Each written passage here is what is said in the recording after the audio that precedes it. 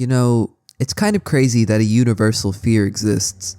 We humans don't tend to agree on a lot of things, but fear is a great binder when it comes to something that is universally agreed upon.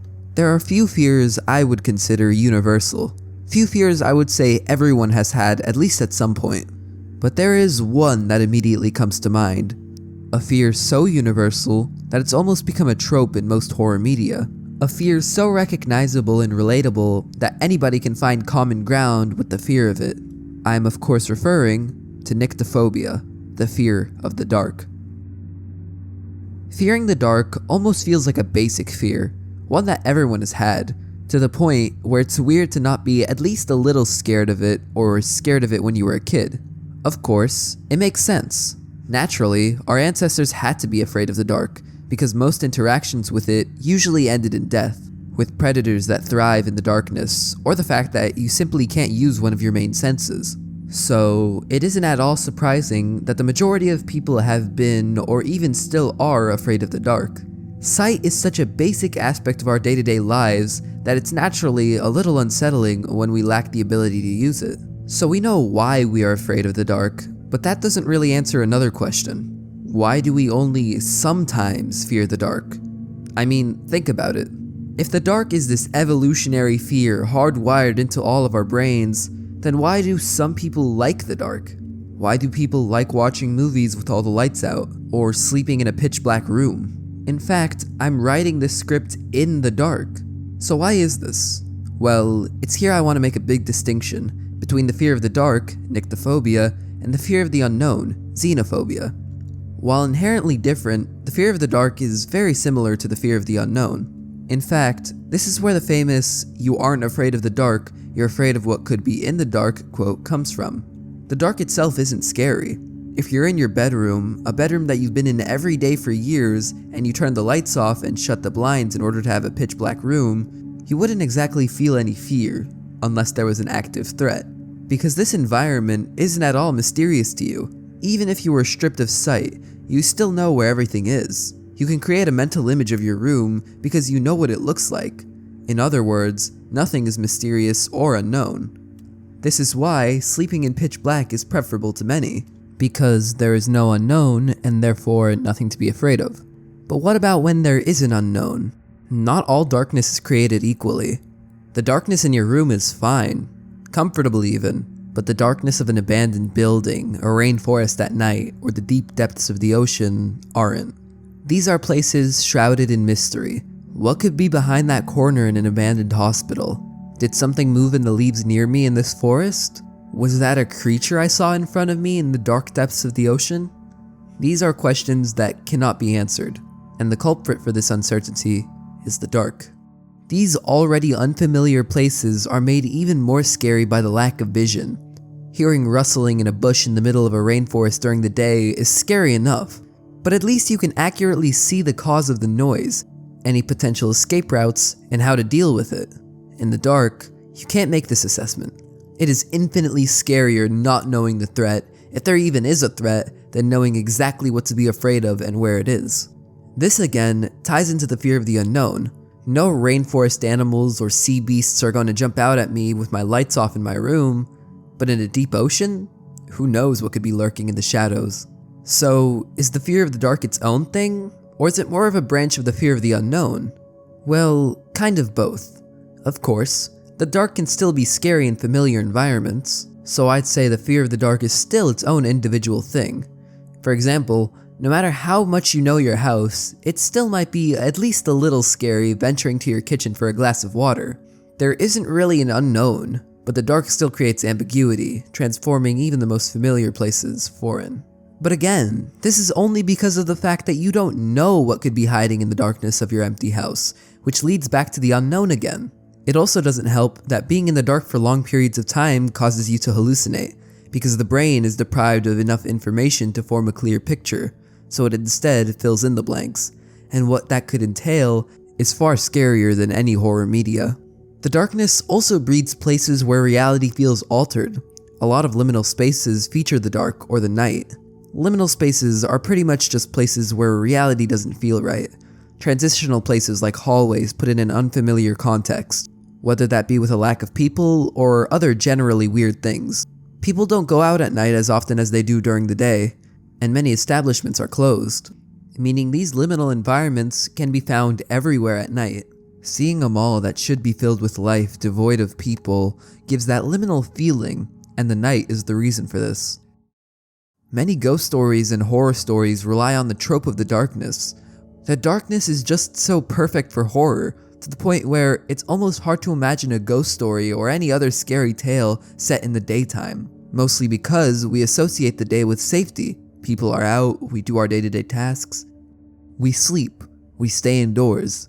We don't leave the safety of places with light, so we associate the night with mystery and the unknown. It's also one reason why abandoned buildings can be so scary. Not only are they liminal in the sense that they are places left behind, but a lot of these buildings are dark, very dark, especially at night. The dark aids in the unsettling feeling that one gets in a place left behind. But of course, when talking about the fear of the dark and subsequently the fear of the unknown, it's hard not to confront the largest unknown, outer space. Space is dark, obviously, and staring into the void of the cosmos is petrifying. I already made a video about astrophobia, but I neglected to mention the nyctophobic aspects of space. Sure, the dark in your closet is scary, but at least your closet is a tangible thing. The universe is truly a void. Looking at photos of empty parts of space is very much a stare into the void and the void stares back scenario. Something I also didn't talk about in my astrophobia video, that a lot of comments were surprised I didn't, is a phenomenon known as voids. Voids are places in the universe with low density, a place where a far lower amount of stars and galaxies are present. Pretty much a ginormous space in between galaxies. And these voids can get huge, and when they do, they become something called a supervoid. The most famous void is Boötes' void, stretching out to 330 million light years in length. It doesn't end there when it comes to darkness in outer space. Exoplanets can also have nyctophobic properties, and you can't talk about nyctophobia in planets without talking about the exoplanet Tres 2b. Tres 2b is an exoplanet located about 750 light years away from Earth, and it is pitch black, and I mean pitch black. Tres 2b is darker than coal. I hate that concept, it's terrifying. If you were to go to Tres 2b, you would see a completely pitch black sphere bigger than Jupiter, with some occasional dark red gradient. Black holes also fill a similar nyctophobic category. So, we know why nyctophobia happens, and some common situations and places people with nyctophobia find scary, myself included. I made a point earlier saying that the dark is a horror trope that many movies and games use. I think that's worth revisiting, because the fear of the dark can be very powerful in media, especially in video games. Even games that aren't really considered horror games use the dark as a way to scare the player. Half-Life Alyx is one such game. It has many dark sections, mostly from the chapter Is or Will Be. Spoiler warning, but only for this chapter, and it's not really spoilers, but skip to this time code if you want to. Pretty quickly, the game takes a huge shift from the chapters before it. While Chapter 1 was all about story, and Chapter 2 was focused more on shooting, Chapter 3 fully shifts this predictable progression. You get introduced to new enemies, mostly these weird-looking head crabs with hard shells that jump at your face. After completing a short puzzle, you open a door to this.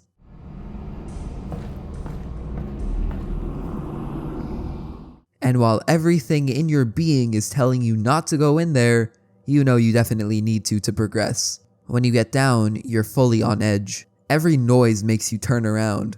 Every sign of movement makes you point your gun towards it. Until, hooray, you finally get a flashlight. But it's a little bit small for the big room you're in. It's at this point you're introduced to another new enemy, the poison head crab. They're like regular head crabs but darker, so you can barely see them in the dark rooms.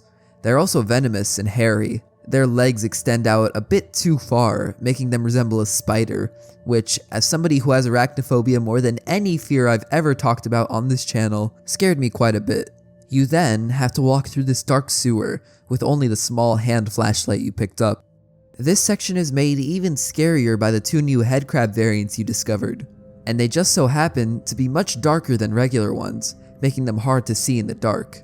Eventually, in the same chapter, you get to another dark section.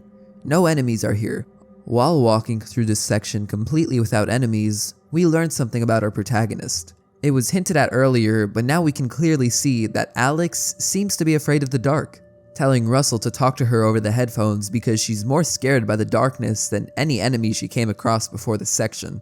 And honestly, it was kind of the same for me. I've had headcrabs fly at my face.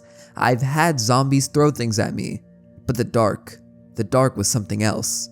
A whole new level of terrifying I didn't think a non-horror game could reach. We come across another dark section in the same chapter, this time with enemies. And Valve uses these enemies to terrify you even more, because in the dark, these things are 10 times scarier, and they're put in places that make it so you really need to pay attention to your surroundings.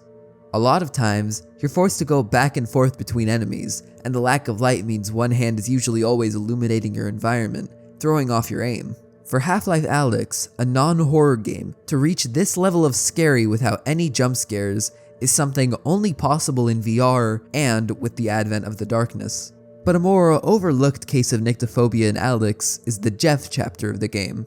Again, spoilers, not for Alyx, but this section specifically. Skip to this time code if you don't want spoilers for this chapter. For those that have already played Half-Life Alyx, you might be confused. This section is definitely not overlooked, a lot of people talk about it. But they talk more about Jeff himself and not the environment that you're in. The reason I think it's overlooked in the nyctophobic aspect is because you're only in the dark very briefly, only for a couple minutes, but they're easily the scariest 2 to 3 minutes of the entire game. For context, for the past 20 minutes or so, you've been getting hunted by this monster named Jeff. He can't see and can only be lured places with sound. It's good then that you're in a distillery, because there are plenty of glass bottles to distract him with. You need to open this door using this valve, but it makes a lot of noise. So first, you need to trap Jeff in this power room by throwing a glass bottle and locking the door behind him. Now that you can spin the valve without Jeff trying to kill you, you open the door and find an elevator that leads to where you need to go. But for some reason it isn't opening, then the lights go off. Now you're sitting in a completely dark room. The only noise is Jeff banging on the door. And then the indescribable terror kicks in. You eventually come to the slow, horrible realization that the only way to turn on the power is to open the door.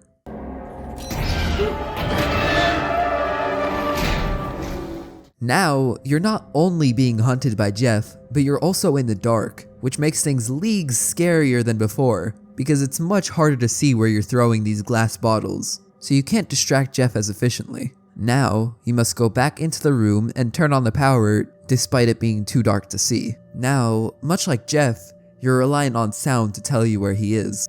Turning on the elevator power makes a noise, one loud enough for Jeff to hear. He comes running at you, slamming his spore-covered body against the upper half of the elevator, until you eventually turn the power on fully and let him in. The lights begin to flicker, and it's at this point you make a second horrible realization. The button to go down is right next to him. You have to go next to him, covering your mouth with your hand as to not cough from the spores, and press this button. I love every aspect of this chapter. I don't think it could have been the same if the game hadn't put you in complete darkness. Another game that also happens to be in VR and uses the fear of the dark to its advantage is an unlikely one. Not because it's not a horror game, it very much is, but because the dark usually isn't the main scare in any media surrounding this franchise. Yet in this game, it is. The Walking Dead Saints and Sinners Chapter 2 Retribution, mouthful, is a Walking Dead game in VR. The horror is obviously supposed to come from zombies, right? Yet, at its scariest, the terror comes from something else. A mechanic so genius that it turns Retribution from a 3 on the scary meter to a 9.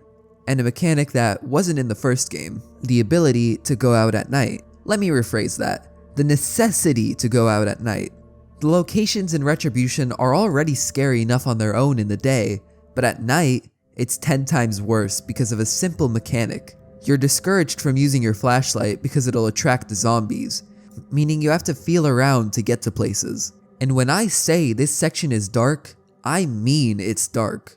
You can hardly see a couple of feet in front of you in indoor places. This has the side effect of not knowing what's right in front of you until it grabs at you.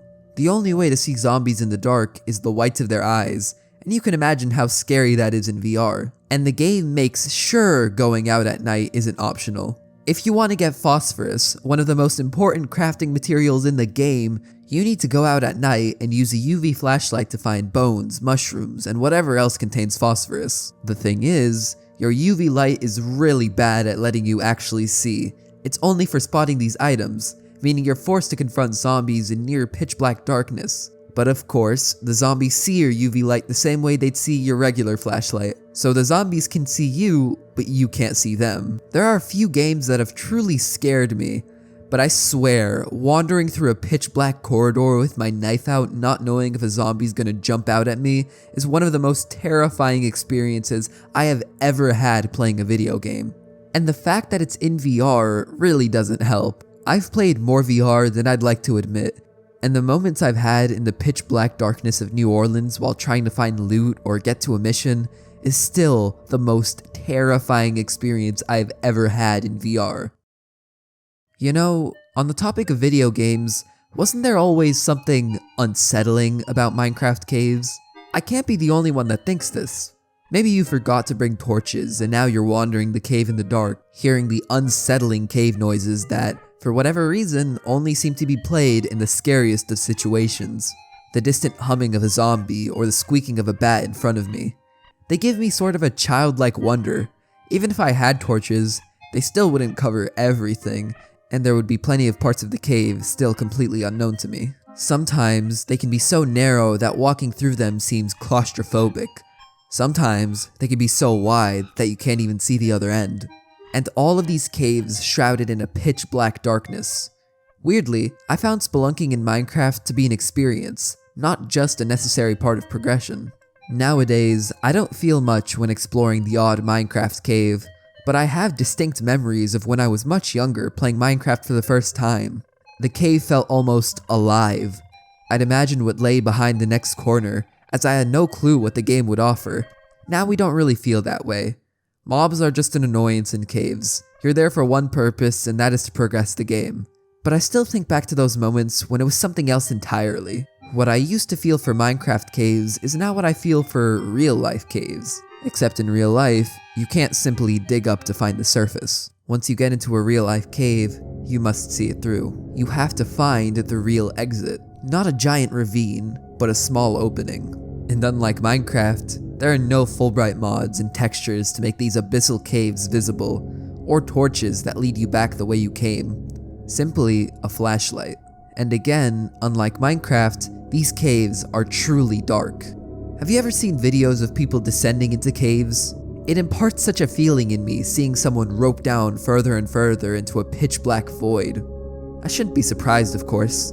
Light doesn't penetrate through caves, it only exists at the entrance. That makes it a whole lot worse. You can leave a dark abandoned building, you can turn the lights on in a dark room, but what do you do when you are over twice the height of the largest building on Earth down at 7,000 feet under, having spent days, even weeks descending into the pitch darkness in caves like Veryovkina Cave in Georgia?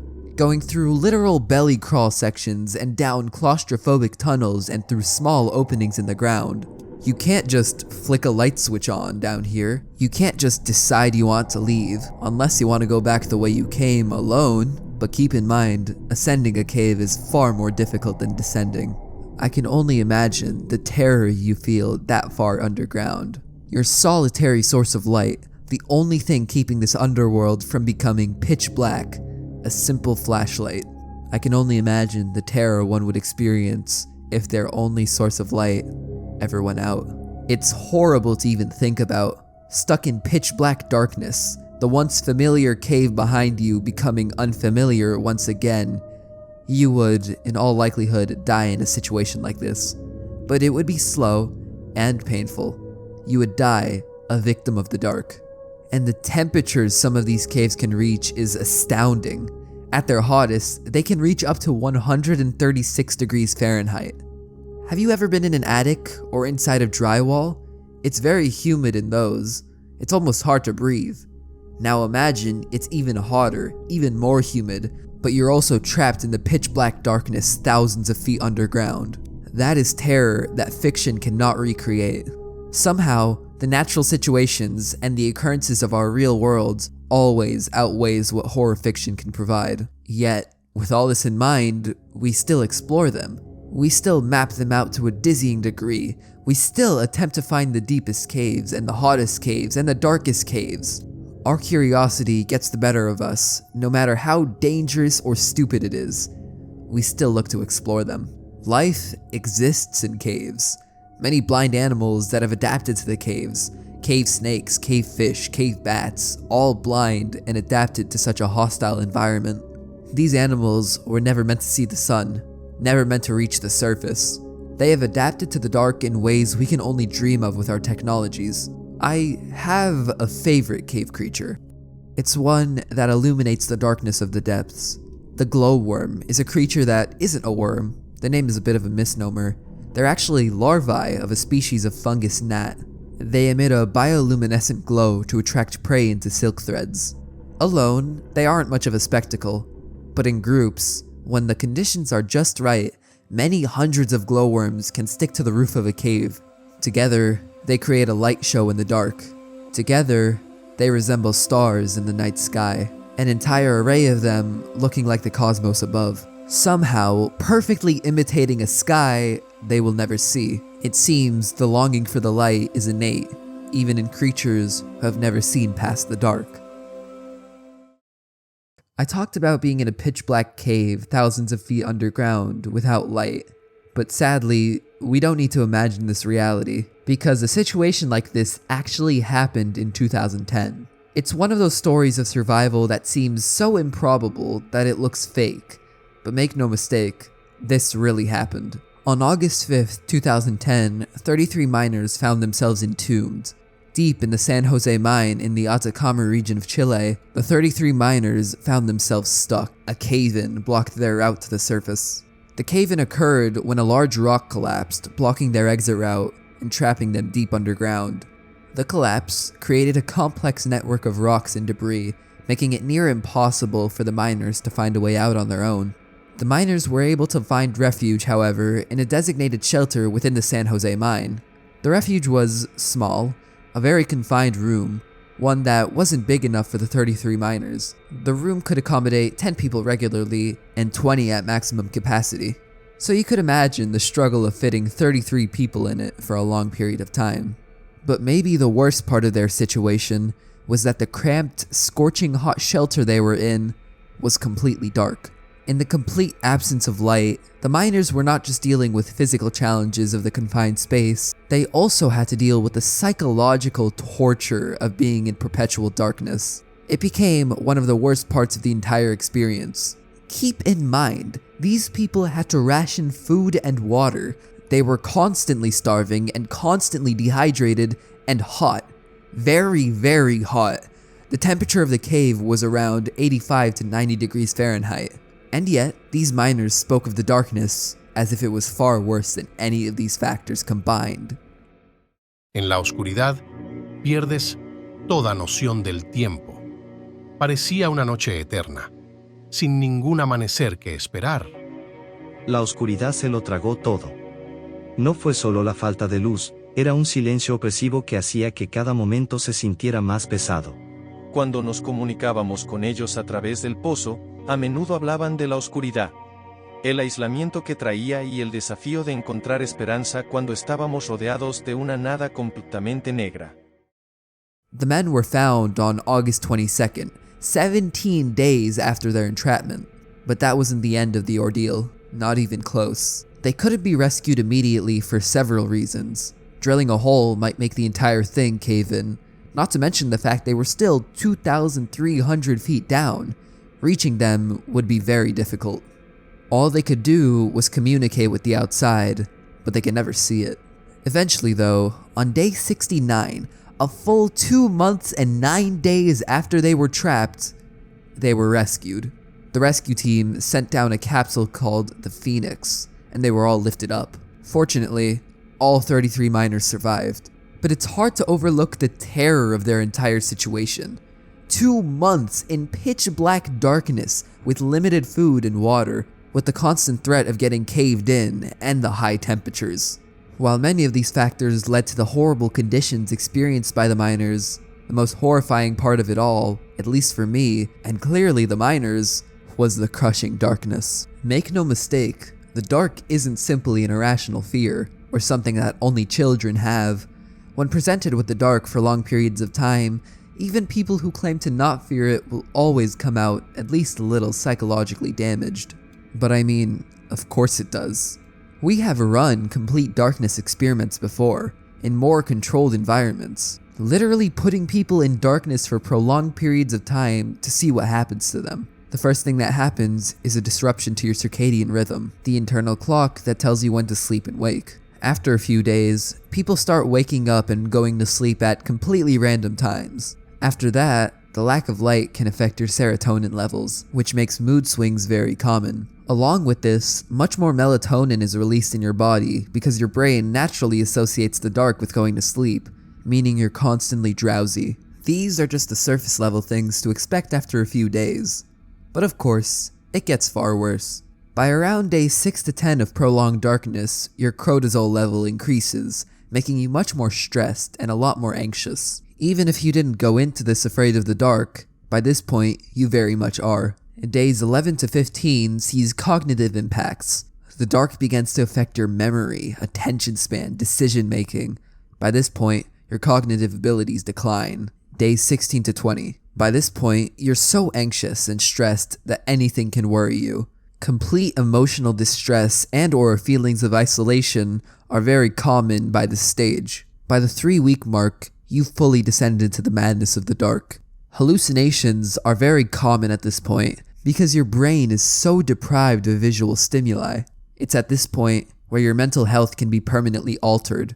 You can develop depression, anxiety disorders, or other mental challenges. And the San Jose miners endured 69 days of this darkness, almost double the point in which permanent brain damage is common.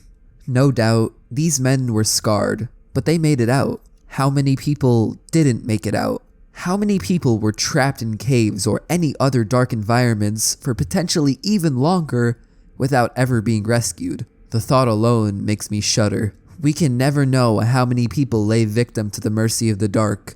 We can only imagine. Nyctophobia, whether you call it a fear of the dark or a fear of the unknown, is a universal fear. Whether fearing the dark itself or what could be hiding in it, the dark is the most mysterious thing we have in our own rooms. From the far reaches of outer space or to the depths of caves, and even in games and other forms of media, the dark is something that's both physically and psychologically damaging, through the Chilean miners and the dark room experiments. The universality of Nyctophobia is something that binds our species together. Fearing something in common is the best recipe for peace. And in that way, you could look at Nyctophobia and its universality as a good thing. Because despite being a fear, and despite being something to be scared of, the fear of it connects people. It reminds us that we're only human. Despite the borders of your country or the flag you choose to represent yourself with or your skin tone, we have all evolved the same. We are all human beings, and what's more human than fear? And I'd like to go back to something I mentioned earlier, the glowworms in deep caves forming to make the stars they'll never be able to see. They are metaphorically and literally in the dark about what's outside their narrow view. To them, the cave is their whole world. We as humans are in the dark about many things. We don't understand a lot, and we're trying to survive the human experience the best we can. We put ourselves at a higher place than the glowworms, yet we ourselves are also in the dark. We can never not be in the dark. The Dunning-Kruger effect is a cognitive bias in which the less you know, the more you think you know.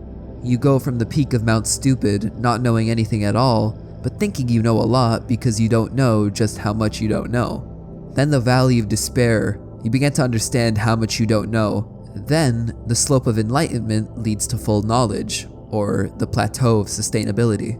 However, we as humans will never hit the plateau, because the more we learn about this weird universe we live in, the more in the dark we are. We can never not be in the dark, so why not embrace it?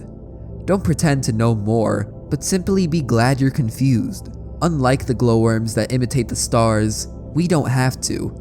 We have been provided a unique opportunity, so take it and live life the way you want to. Nyctophobia is a fear, but it's one that is important. It is important as a binder for everyone on this confusing planet floating in space. Perhaps we may never escape the dark, but that doesn't mean we can never see the light.